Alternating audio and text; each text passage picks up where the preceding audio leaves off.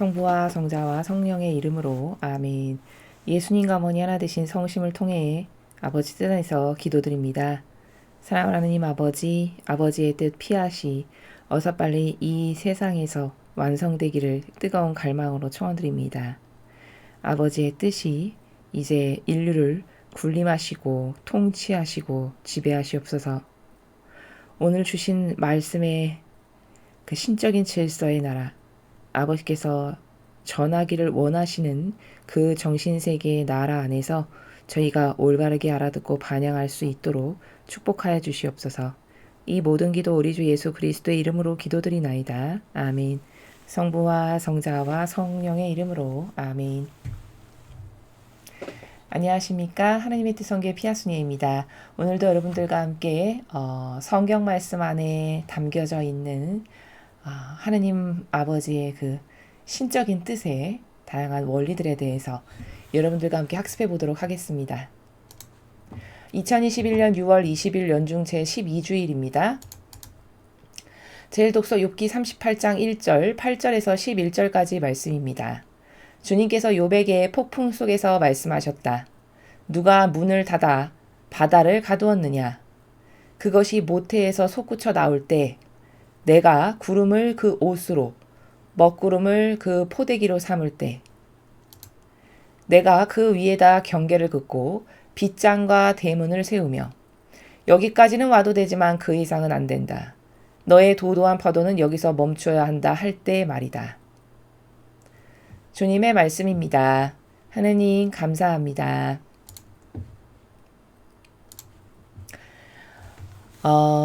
그 욥기 38장 전체를 보면요. 하느님께서 욥에게 지금 아버지가 어떤 분이신지를 드러내시는 내용입니다.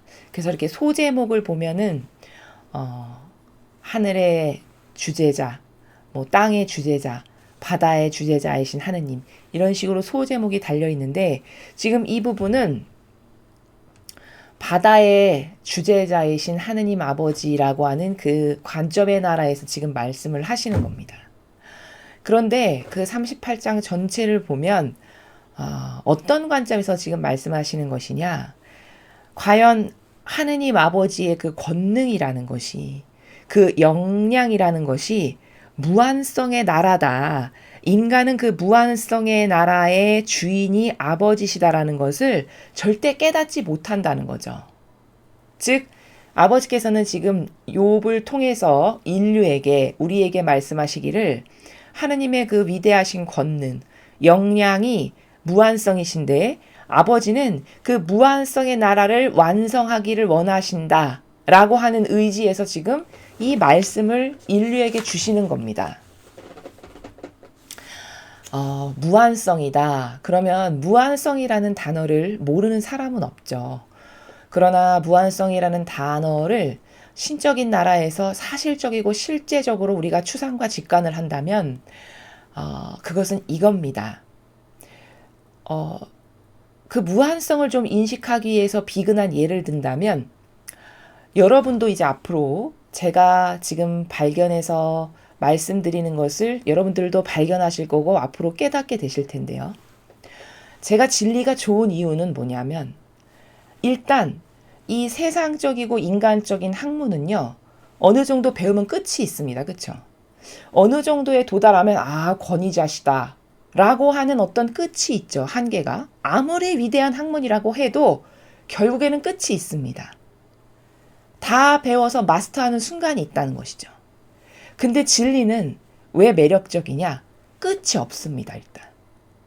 그러니까 도전할 맛이 나요. 무슨 말이냐?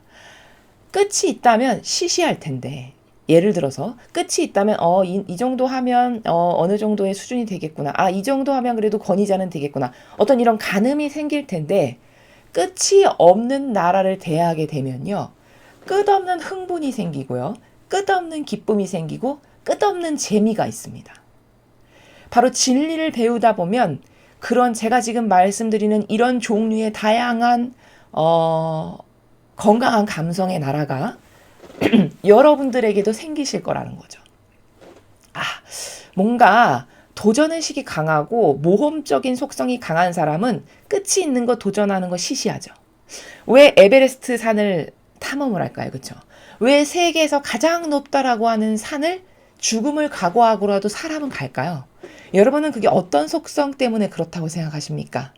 그것은 인간에게 그것을 탐험해보고 싶은, 그 아무도 가보지 않은 세계, 그 위대하다라고 모든 사람이 칭송하는 정점을 한번 찍어보고 싶은 이런 열망과 욕구가 아주 충만한 사람이 보통 탐험가가 되고 그런 미지의 세계를 도전하는 사람들이 되는 것이거든요. 근데 그것에 비할 바가 못 됩니다, 진리는. 매일 들어도 똑같은 나라가 나오는 적이 단 한 번도 없습니다. 다 다른 관점, 다양한 비유로, 다양한 원리의 나라를 매일같이 깨닫게 하시는 게 바로 이 진리를 통해서 아버지의 나라는 이런 무한성의 나라구나라는 것을 조금 가늠해 볼 수 있다라는 겁니다. 오늘 아버지께서 지금 얘들아, 나라고 하는 존재는, 나라고 하는 이 존재의 역량과 가치는 이런 무한성의 나라인데 감히 그런 무한성의 나라를 인간인 네가 너의 머리로 재겠다고? 감히 이런 무한성의 나라에서 내가 설정한 다양한 경계값과 질서를 네가 무시하고 인간의 질서를 세우겠다고? 마치 그런 나라에서 지금 말씀하시는 세계입니다. 그러니까 천상의 나라는 우리가 천층만층이다 이렇게 들어보셨죠. 천층만층일 수밖에 없다라는 것이 인정이 될 수밖에 없는 거는 우리가 이런 진리를 배우면서 이게 다인 줄 알았는데 또 있고 또 있고 또 있고 더 있고 더 고도화되고 더 고도화되고 더 고도화되고 더 고결한 이 차원이 끊임없이 달라지는 겁니다. 그래서 정신세계가 진리를 배우면 배울수록 그래서 그것을 내 것으로 체화해서 사실적인 내 것이 되게 할수록 사람의 정신세계는요. 끝도 없이 고결해지고 지고해질 수 있습니다. 마치 예수님과 어머니처럼. 이 맛 때문에 진리를 배우는 거고 이 도전에서 그것을 이루고 그런 것을 통해서 만족스러운 내가 되는 예수님과 어머니를 닮는 만족스러운 내가 되는 이런 성취감, 이런 만족감, 그리고 거기서 오는 뿌듯함. 이거 진짜 내가 일평생을 추구해서 도전해서 얻은 것 중에 가장 만족스러운 건 이거다. 이런 정신 때문에 그 지고에서 끝이 보이지 않는 진리의 나라를 계속 도전하고 싶고 가고 싶고 탐구하고 싶고 열망하고 싶고 이런 거거든요. 그럼 우리가 배우는 이 단편적 아버지가 가지고 계신 수많은 것들 중에 단편적 진리 하나만을 봐도 하느님의 세계는 정말 무한성의 세계시구나. 무한한 끝이 보이지 않는 그런 역량을 가지신 주인이고 그것의 주관자신 분이 아버지시구나. 이렇게 발견할 수 있다라는 것이죠. 그 일부 하나를 가지고서 지금 욥에게 아버지께서 내가 이러한 존재다라고 말씀하시는 것은 지금 바다에 내가 주관자다라고 하는 나라에서 말씀을 하시는데요.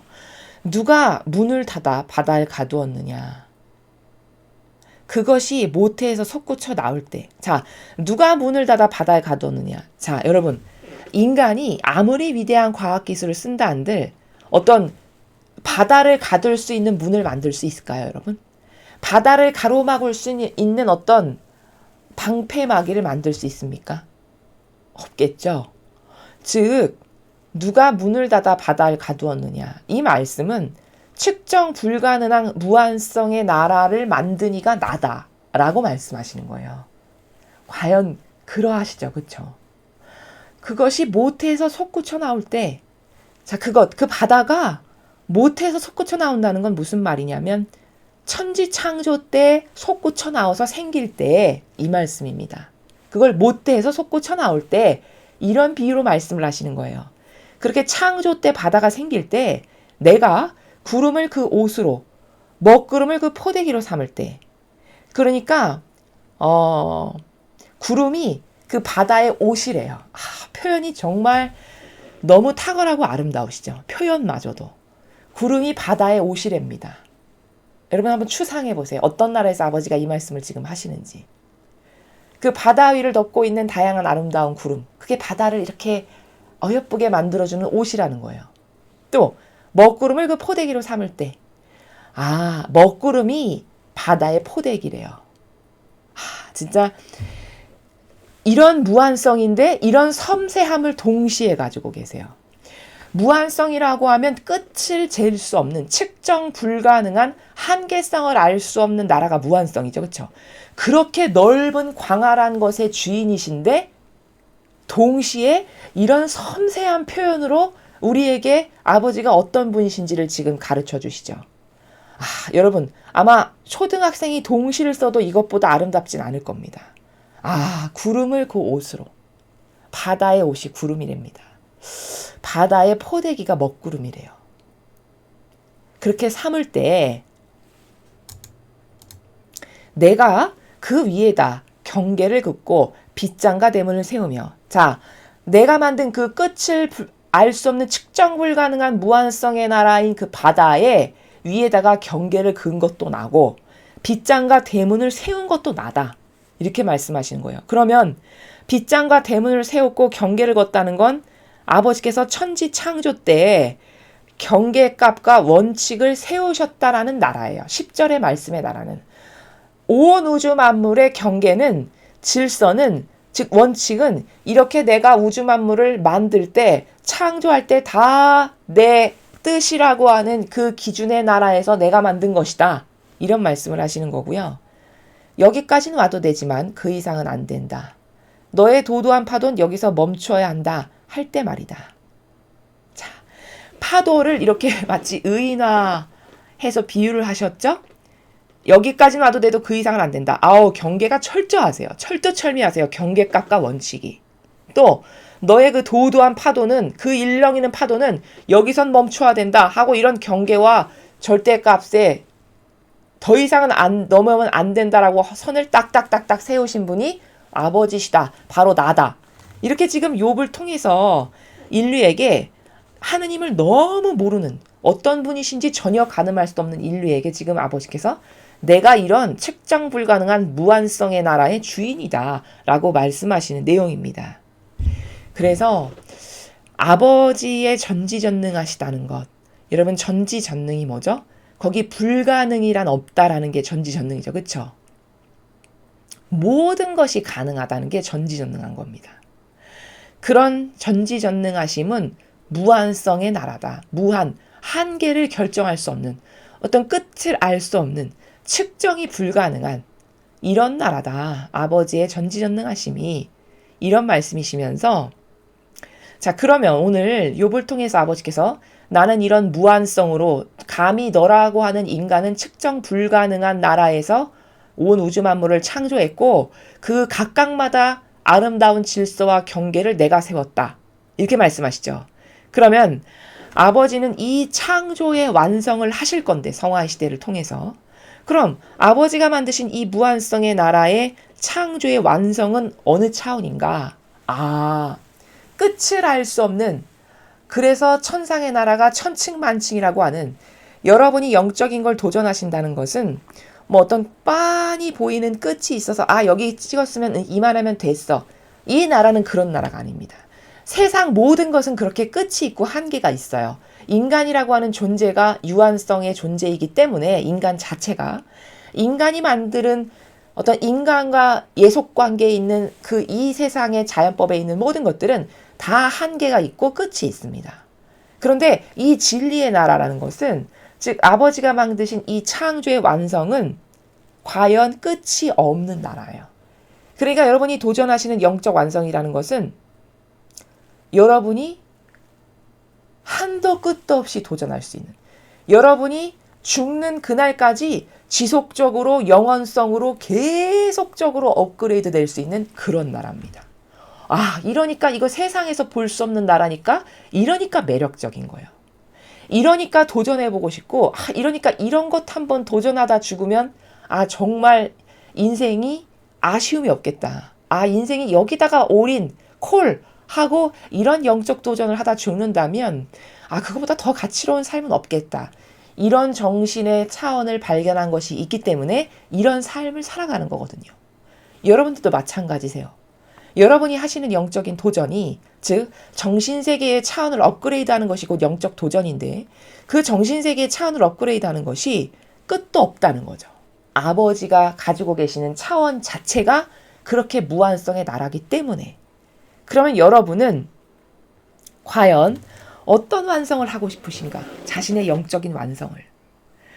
그 완성의 차원은 0단계부터 예수님과 어머니께서 살아가시는 차원의 나라까지 존재하는데, 그 무수히 많은 차원의 나라를 거듭거듭 반복해서 계속 더 예수님과 어머니를 닮은 더 많은 희생과 고통을 영예와 사랑으로 끌어안고 적극적으로 내 것으로 받아들이는 이런 임계질량과 질적 수준과 양에 따라서 정신세계는 거듭거듭 계속 상승할 텐데, 그 상승하면서 우리의 만족감은 뭐죠? 아, 내가 이렇게 어머니와 예수님을 닮아서 너무 기쁘다. 이게 유일한 만족감이에요. 이 길을 가는 이유는요, 고통이 무서워서 내가 어떻게 하면 더 좋아질까? 이런 정신으로는 절대 이 길을 못 갑니다. 그건 도입부 자체가 그 정신을 가지고서는 이 나라를 갈 수가 없어요. 스타트 자체가 잘못된 겁니다. 이 나라는 어떤 매력과 맛과 뭐 때문에 가는 거냐면, 이 세상이 모두가 다 역겨운데, 왜? 다 자기만을 아니까 역겨운 거거든요. 모두가 다 역겨운데 나는 그것에 정반대급부적인, 모두가 자기를 위하니까 나는 좀 나를 위한 걸 하나도 안 해보고 한번 살아보자. 그런 도전의 완성을 한번 찍어볼까? 이 정신으로 스타트를 해서 나를 위해선 아무것도 안 하는 것을 영예로 여겼던 고도화된 차원, 그래서 하느님과 완전히 하나 된, 아무것도 안 했기 때문에 하느님께서 나에게 모든 것이 되어주시는, 아버지의 모든 것이 나의 것이 되는 이 차원의 나라에서 살아가는 그 위대한 기쁨을 만끽하는 이 정신세계의 업그레이드의 도전이고 차원이고 갈망입니다.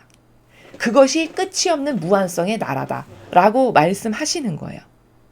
그래서 아버지는 창조를 이렇게 측정 불가능한 무한성의 나라에서 하셨기 때문에 이러한 무한성의 왕국을 완성하실 것인데, 반드시 여러분은 이런 무한성의 나라를 한번 도전해보고 싶으진 않으신지, 그걸 스스로에게 물어보세요. 여러분, 사람은요, 착각을 깨야 돼요. 끊임없이 나를 속이는 마귀가 불러일으키는 착각을 깨부수고 또 도전하고 깨부수고 또 도전하고, 이거의 반복입니다. 어떤 착각이냐? 마귀가 나를 속이는 건요, 끊임없이 내 자아를 타고 역사해서 네가 좋아지기 위해서 이걸 해. 너의 자존심을 좀 요렇게는 세워. 그래도 이 정도까지 양보하는 건 좀 너무하지 않니? 이런 다양한 속삭임으로 인간을 속입니다. 그래서 그게 뭔지도 모르고 덥석덥석 내가 좋아질 거라고 해서 잡아요. 근데 그 자아 안에서는 절대 인간에겐 패망만 있지, 이런 영원성의 고도화된 아름다운 정신세계를 구현하는 건 그 자아의 나라를 완전히 소멸시키지 않고는 불가능합니다. 오로지 이 세계는 그저 아버지와 하나 되는 것에서 희열과 기쁨을 느끼는 거고, 오로지 모든 사람이 역겹게 자기를 돌보고 사는데, 그래, 그게 얼마나 역겹고 쓰레기인가를 발견해서, 그래, 나는 정반대로 한번 살아보자 해서 그 정반대의 완성의 정신세계를 보니까 너무 아름답고 매력적이에요. 그 모범이 예수님 어머니신데, 저렇게 아름답고 매력적이구나.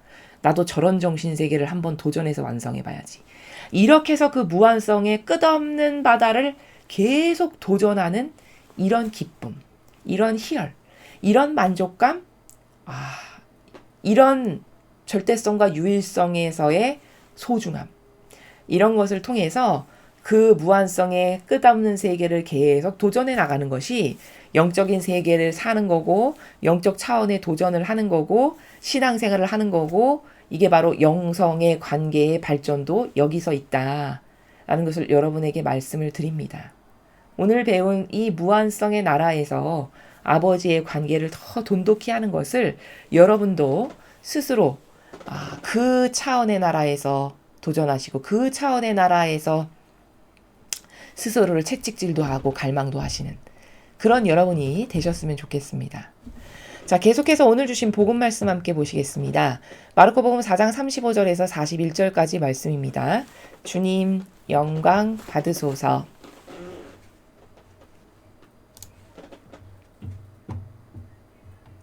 그날 저녁이 되자 예수님께서 제자들에게 호수 저쪽으로 건너가자 하고 말씀하셨다. 그래서 그들이 군중을 남겨둔 채 배에 타고 계신 예수님을 그대로 모시고 갔는데 다른 배들도 그분을 뒤따랐다. 그때 거센 돌풍이 일어 물결이 배 안으로 들이쳐서 물이 배에 거의 가득 차게 되었다. 그런데도 예수님께서는 고물에서 베개를 베고 주무시고 계셨다. 제자들이 예수님을 깨우며 스승님, 저희가 죽게 되었는데도 걱정되지 않으십니까? 하고 말하였다. 그러자 예수님께서 깨어나시어 바람을 꾸짖으시고 호수더러 잠잠해져라 조용히 하여라 하시니 바람이 멎고 아주 고요해졌다. 예수님께서는 그들에게 왜 겁을 내느냐 아직도 믿음이 없느냐 하고 말씀하셨다. 그들은 큰 두려움에 사로잡혀 서로 말하였다. 도대체 이분이 누구시기에 바람과 호수까지 복종하는가? 주님의 말씀입니다. 그리스도님 참미합니다. 여러분, 오늘 이 복음을 보면은 우리가 발견해야 되는 현실이 뭐냐면 도대체 이분이 누구시기에 바람과 호수까지 복종하는가? 자, 여기 후미에 보이시죠? 도대체 이분이 누구시기에 바람과 호수까지 복종하는가? 이게 누가 한 말이냐? 제자들이 한 말입니다. 참 놀라우시죠? 같이 먹고 자고 살고 24시간을 붙어 다니고 보는데 그런 이들이 예수님에 대해서 하는 증언이라는 게 고작 도대체 이분이 누구시기에 바람과 호수까지 복종하는가? 이게 인류의 처지예요. 제자들뿐만 아니라 현재 인류의 처지가 이 대답 한 문장을 통해서 우리의 수준이 우리의 현재적 위치의 처지가 어떠한지를 발견할 수 있어요. 여러분 생각해 보십시오. 지금 예수님께서 이렇게 바람을 꾸짖어서 호수더러 잠잠해져라 조용해라. 그러니까 바로 바람이 멎고 고요해졌어요. 호수가 잠잠해졌습니다. 그러면 39절의 현상을 이거 하나만 딱 봐도 인간은 어떤 지성의 머리를 돌려야 되냐? 이건 기적이야. 기적 사건이라는 것은 인간이 도저히 할 수 없는 차원의 세계죠. 그렇죠? 이거는 사람이 명령한다라고 해서 그대로 이루어질 수 없는, 사람이 어떤 노력을 한다라고 해서 이루어질 수 없는 차원의 세계잖아요. 39절의 나라가. 그럼 지력이 똑바로 있다면 이분이 잠잠해져라 조용해라 하니까 바람이 꾸짖어져 호수더러 조용해져라 하니까 진짜 바람이 없어졌고 호수가 조용해졌네. 그럼 이건 사람이 할 수 없는 거잖아. 그러니까 하느님이 지금 이루고 계시고 우리와 함께 하신다는 뜻이구나. 그 명령을 하신 이분이 하느님이시라는 뜻이구나. 이 지력을 가동시켜야 맞죠. 그쵸? 근데 이런 것을 한 번 봤을까요? 제자들이? 한 번 보진 않았을 거예요. 물론 지금 이 복음이 마르코 복음은 4장이기 때문에 공생활의 초반인 건 맞습니다. 물론 초반이긴 하지만 그럼 제자들이 끝에 가서 좋아졌냐? 그렇지도 않잖아요. 물론 초반이긴 하지만 제자들이 이런 현동을, 이런 눈앞에 펼쳐지는 기적을 처음 보는 게 아니라는 거죠. 그럼 이것을 한 번 보고 두 번 보고 세 번 봤다. 예를 들어. 그러면 오히려 더 확신에 차야 되거든요. 더 그 믿음이 굳어져야 되고 더 확신이 순도가 높아져야 되는 게 이게 정상이죠. 그렇죠? 왜? 한 번 봤으면 그래 어리석고 부족한 인간이 어쩌다 그럴 수도 있겠지. 이런 오류적 작동을 할 수도 있다라고 쳐요. 근데 그게 두 번 되고 세 번 되고 네 번 되고 다섯 번 되고 10번 넘었다. 그럼 이거 진짜구나. 소름 끼칠 만큼 확신이 들어야 되는 게 이게 지성을 가동시키는 사람의 사고방식입니다. 이게 지력이라는 차원을 가동시키는 사람이라면 39절의 이런 현동, 이 기적 사건을 보고 저분이 진짜 하느님이시구나. 이건 도저히 하느님 아니면 불가능한 일이 지금 우리에게 일어났어. 하느님이 진짜 오셨구나. 이러고 얼른 그분께 순종하고 하나 되고 그분의 사명과 용에 대해서 갈망으로 도와드리고 이런 반향이 나와야 되는 게 이게 맞는 거거든요. 그렇죠? 근데 41절에 기껏 한다는 말이 도대체 이분이 누구시기에 바람과 호수까지 복종하는가? 이런 반향을 한다는 거예요. 이게 인간의 현 주소라는 겁니다. 그럼 왜 그럴까? 도대체 인간은 왜 그럴까요? 인간은 참 아이러니한 게 뭐냐? 이게 진실이죠. 눈에 보였었으니까. 그쵸? 그럼 이 진실에 근거한 팩트를 보고 분별도 하고 생각도 하고 말도 하고 믿어야 되잖아요. 근데 이 팩트가 맨날 있는데 이 팩트에는 이렇게 미적지근하게 반응하고 바리사이 율법학자가 긴 옷자락 술에 길게 느리고 성구갑을 길게 느리고 아주 긴 거 쓰고 천천히 십자가 금에서 이렇게 다니면은 오히려 그 사람 앞에는 넙죽 엎드려서 복종하고 하나 되고 열망과 갈망으로 따라다니죠. 그쵸? 그럼 천천히 십자가 들고 모퉁이에 서서 거룩한 척 기도하고 남에게 천천히 말해주고 이건 팩트가 진실이 아니죠. 그쵸? 이거 그냥 보여지는 형상이죠. 겉으로 드러나는 형상이란 말이죠. 근데 39절에 나라는 팩트고 진실이죠. 눈앞에서 인정하지 않을 수 없는. 그럼 39절에 나오는 이 나라의 팩트를 보고 인간은 생각도 해야 되고 지력을 가동시켜서 분별도 해야 되고 이것을 근거로 하여 사고를 함으로써 반향도 하고 말도 하고 생각도 하고 행동도 해야 되는 이게 맞다는 거예요. 지성주의자라면. 근데 이 당시뿐만 아니라 지금도 마찬가지입니다. 왜 이교도의 교회에서 나오기가 어렵냐? 그 당시에 바리사이의 율법학자들과 하나 돼서 동조하고 협력했던 사람들은 이런 39절의 팩트 수만 번 보여줘도 이건 안 믿어요. 오히려 가짜인 모퉁이에 서서 기도하고 성구갑 길게 느리고 긴 술을 달고 천천히 십자가 거으면서 발걸음도 천천히 내디디면 이걸 더 믿었어요. 그걸 더 진짜다라고 보고 그거와 하나 되기를 갈망했단 말이죠. 그럼 그거는 형상이지 그거는 진실도 아니고 팩트도 아니고 아무것도 아니에요. 사람을 속이는 코스프레밖에 없어요. 거긴 온통 마귀적 코스프레. 그쵸? 근데 그거는 그렇게 기똥차게 하나가 잘 돼요. 근데 39절의 이 진실과는 하나 되는 게 41절의 반향만큼 어려워요. 그럼 왜냐? 이러고도 지성주의자라고 말할 수 있냐 인간이. 지성 있으나 마나하다는 거예요. 이런 자기가 얼마나 부족한 존재인지를 먼저 인간은 겸손하고 정직하게 깨달아야 돼요. 하느님 앞에. 아, 이거 제자들나 그러지 나는 그 정도는 아닌데 착각입니다. 예수님은 그런 착각을 어떻게 말씀하셨냐? 내가 이 시대에 다시 온다 한들 과연 믿음을 찾아볼 사람들이 있겠느냐? 이렇게 말씀하셨어요. 왜? 이 진실을 너무 잘 아시니까.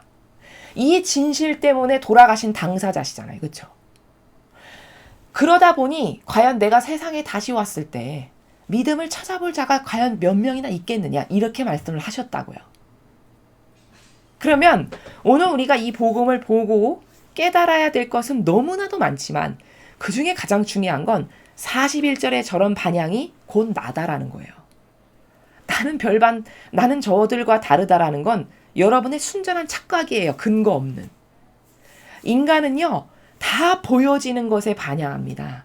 왜 이교도의 교회에서 나오기 어렵고 아무것도 없는 허접하고 볼품없는 사명과 하나 되는 것은 그렇게 주저주저하고 어려울까? 그게 다 눈에 보이는 현동과 익숙한 자신의 경향과 수십 년 동안 쌓인 경향, 그 정서, 그래도 내가 믿고 따르는 선, 그것에 좌우돼서 여러분이 뭘 결정하시지 39절과 같은 팩트의 기적에 의해서 진실에 의해서 무엇을 결정하지 않는다는 반증이에요. 여러분의 선택이. 만일에 여러분께서 지성주의자고 그리고 어떤 논리, 진실이라고 하는 사실이라고 하는 논리에 입각해서 뭘 결정하는 사람이라면 이교도의 교회에서 나오는 게 그토록 어렵지 않습니다. 왜? 딱딱딱딱 진실만을 보고 이거 아니네? 이거 아니네? 틀렸구나? 바로 쿨하게 딱 이건 잘못됐네? 도끼로 딱 이런 게 잘 되거든요. 그것이 안 되는 것은 수십 년 동안 이 전 인류의 마귀 세력이 뿌려놓은 문화와 정서와 어떤 기호와 사람의 경향과 병든 감성 이런 것을 통해서 뿌리 깊이 뿌려놓은 누룩이 여러분 안에서 이미 많은 뿌리를 내리고 자라난 거예요. 그래서 그런 감성에 의해서 뭘 결정하고 어떤 나라고 하는 자아가 요동치고 충동치는 것에 의해서 뭘 결정하고 그런 것에 의해서 믿고 따르지 절대 여러분이 지성이나 이성에 근거하여 이런 진실과 팩트라고 하는 사실 이런 기적사건을 자기가 분명히 봤는데도 불구하고 그 본 것은 다 뭉개버리고 전혀 존재하지도 않는 착각 속에 있는 병든 기호가 원하는 바에 의해서 결정도 하고 하나도 되고 따르기도 하고 믿기도 한다라는 것이죠. 이게 얼마나 내 인생의 손실인가를 철저히 계산해 보지 않으면 정말 아까운 인생이 되고 말아요. 인간은 자고로 처음에 아버지께서 천지 창조 때 만드실 때는 인간의 그 모든 다른 생명체와 구분되는 유일한 특징이 바로 지성인데 그 지성이 이런 진실과 팩트를 보고 똑바로 분별하고 그래서 올바른 것을 선택하는 지성이 되라고 창조를 하셨습니다. 그래서 그 지성이 더 옳은 것에 탁월하게 반영하고 그 올바른 것에 탁월하게 하나 되고 올바른 것에 탁월하게 찬미 드릴 수 있고 올바른 것에 사랑을 드릴 수 있는 이런 지성이 되라고 창조를 하셨어요. 그런데 그 지성이 아담과 하와 이래로 조금씩 좀 먹어 들어가기 시작하더니 지금은 여러분 지옥으로부터 온 경고라는 책을 보시면요. 마귀가 인간을 비웃는데 어떻게 비웃느냐. 너희 인간이라는 것들은 파리만도 못한 것들. 뇌수가 빠져나가서 파리만도 못한 차라리 나무가 너희보다 낫다라고 이렇게 마귀가 말합니다. 증언을 해요. 인간이라는 존재가 얼마나 안심한지. 그 책을 읽어보면 부인할 수 없는 진실이다. 그래 맞다. 이렇게 인정할 수밖에 없습니다. 왜? 이 정도니까. 오늘 복음에 나오는 이 정도니까 마귀한테 그런 마귀의 입을 통해서 증언을 하고 있는 그 진실이 맞죠. 개만도 못하고 나무만도 못한 존재가 우리 인간이라고 하는 존재입니다. 개와 나무는 교만이 있거나 자기 것을 내세우거나 남에게 자기 뜻을 강요하거나 이런 거 절대 안 하죠. 그렇죠? 그런 게 아예 없습니다. 그냥 본능만 있을 뿐이에요. 그래서 아버지의 뜻에 한결같이 반영합니다. 근데 인간은 끊임없이 역겹게 자신의 뜻을 내밀어요. 자신이 세운 기준을 따르라고 남에게 강요합니다. 그런 쓰레기 같은 존재에 불과한 게 인간이에요. 여기 보면은 도대체 이분이 누구시기에 바람과 호수까지 복종하는가? 만약에 이들이 39절에 등장하는 이런 기적사건을 보고 이건 도저히 인간은 할 수 없는 나라, 고로 이것은 신만 할 수 있는 이분은 하느님이시구나. 이런 논리적 진실에 근거해서 팩트만을 가지고 논리적으로 사고할 줄 알았다면 그럼 41절과 같은 반영하지 않았겠죠. 그렇죠? 그런데 41절과 같은 반향을 39절의 진실이 있는데도 불구하고 한 이유는 뭐냐? 이들이 자신만의 경계값이 다 있어요. 자아의 종으로 살아가는 모든 사람은요, 다 자신이 경계를 세우고 그 경계를 남에게 강요하고 그 경계가 맞다고 착각 가운데 삽니다. 그러니까 이 당시에 살아갔던 이스라엘 사람들 눈에는 바리새인이나 율법학자가 세운 경계가 더 맞아 보이는 거예요. 그게 더 참돼 보이고 그게 더 올바라 보이고 그걸 따르는 게 하느님을 사랑하는 것 같이 보이는 겁니다. 왜? 수십 년을 그 누룩을 받아먹는 그 프레임 안에 살다 보니 완전히 오염된 거죠. 그래서 그 기준이 맞아 보이지 이 진실은 안 맞아 보이는 거예요. 자기 정서하고는 왠지 좀 이질감이 들어. 저거 저렇게 허접하게 생긴 인간이 와서 뭐 저렇게 고요해져라 잠잠해져라 하는데 저거 뭐 하는 짓이지? 예를 들면 이제 이런 나라죠. 그럼 그게 맞냐? 그런 평가가 그건 완전히 병든 감성의 마귀가 충동질해서 말하는 나라거든요. 근데 그 병든 감성의 마귀가 충동질하는 자기 안에 그 의견을 따르지 이 진실에 근거한 의견을 절대 따르지 않는다는 거죠. 이게 인간의 심각한 결격이에요. 심각한 문제입니다. 이 심각한 문제를 뜯어고치지 않고서는 일평생 인간은 옳은 것을 옳다라고 보고 선택할 수 없어요. 끊임없이 죽는 그날까지 병든 자신의 감성을 따를 겁니다. 그러다가 허무한 것에 모든 에너지를 다 쏟고 죽는 이게 소위 말해서 인간의 안타까운 팔자가 되는 거예요. 그래서 인간적이다라는 것은 왜 막이냐?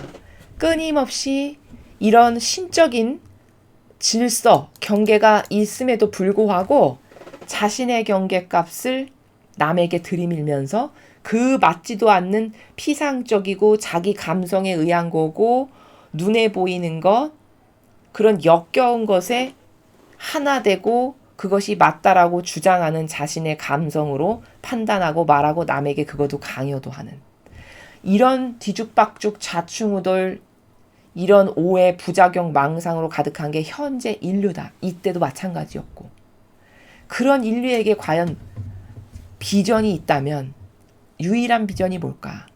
그런 자신의 자기를 그렇게 매일 속이는 이러한 기준으로 말하고 네가 따로 이러한 기준으로 네가 선택을 해 라고 여러분을 매일 충동질시키는 여러분 마음 안에서 올라오는 힘, 그 자아, 여러분의 다양한 기준, 그것을 싸그리 없애버리고 이런 신적인 진실과 사실에 근거한 것에 입각해서 뭘 결정하고 보는 것을 할 줄 모른다. 하게 되지 못한다.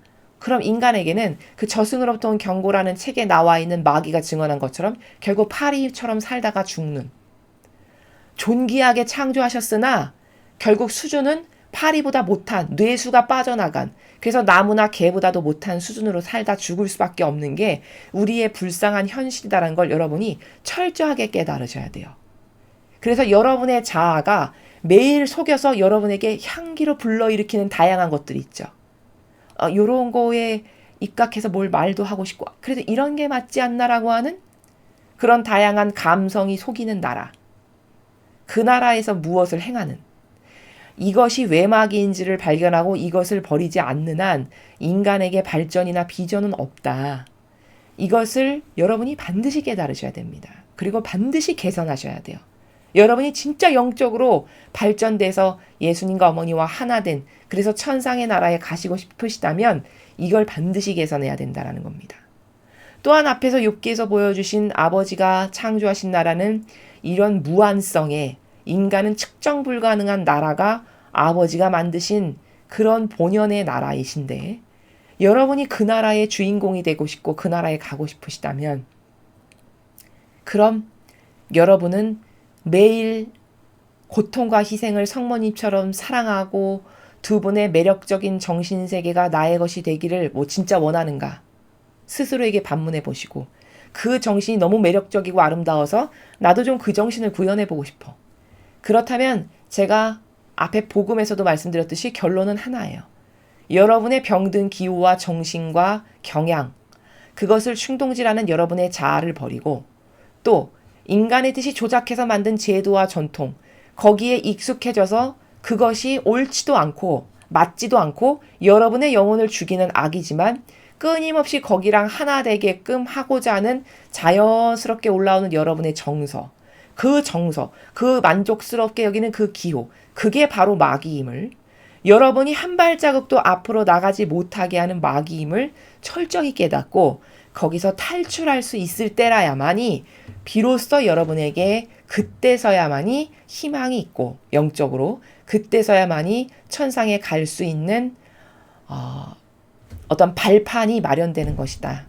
이것에 대해서 객관화를 시키시고 지금 제가 오늘 강의에서 설명드린 나라가 어떤 나라인지 이 강의를 다 듣고도 혼자 곰곰이 자꾸 곰씻으시면서 그 차원을 발견하시고 발견했다면 버리고 또 그 버리는 데 있어서 예수님과 어머니께 도움을 청원드리고 이런 것을 거듭함으로써 여러분께서 이 진리 안에서 이런 아름다운 정신세계에서 여러분 본연의 자신을 찾고 변질되기 이전의 나라고 하는 아버지가 만드신 존재, 그 나라로 회복되시는 그런 여러분이 되시기를 저도 아버지 뜻 안에서 축복합니다.